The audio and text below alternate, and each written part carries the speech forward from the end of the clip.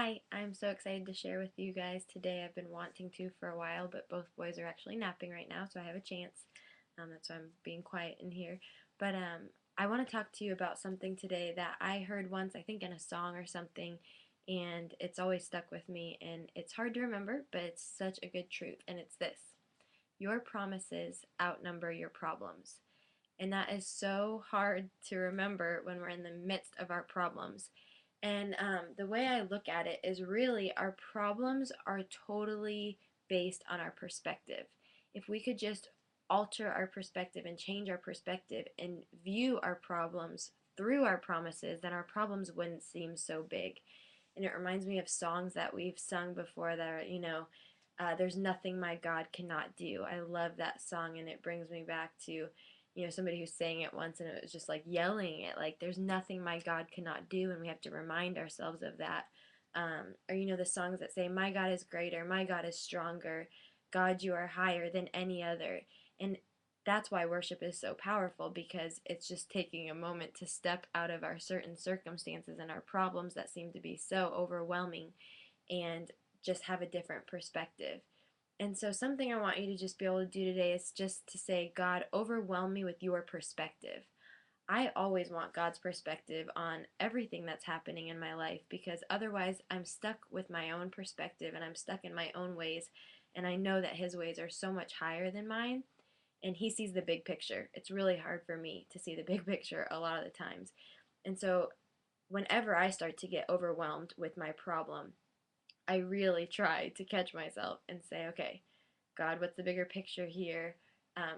Overwhelm me and change me with your perspective, because our promises always outnumber our problems.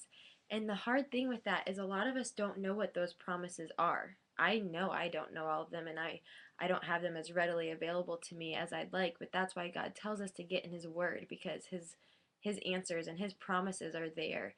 And I know the Bible is hard to read sometimes. And so I find myself so often telling you guys this and telling different people this when I'm talking is find a book, like a good Christian book. There's so many biblical books that help break down scripture for you, and really deal with what you're walking through.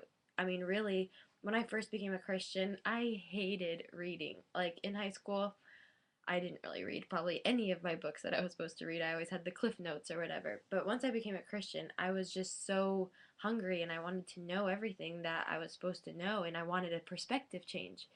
And so, I mean, the first books I read were And the Bride Wore White, Kiss the Girls and Made Them Cry. It was books that I needed because of my problem at that moment. It was books about purity and about dating and what God thought about it, and how to get healing and forgiveness.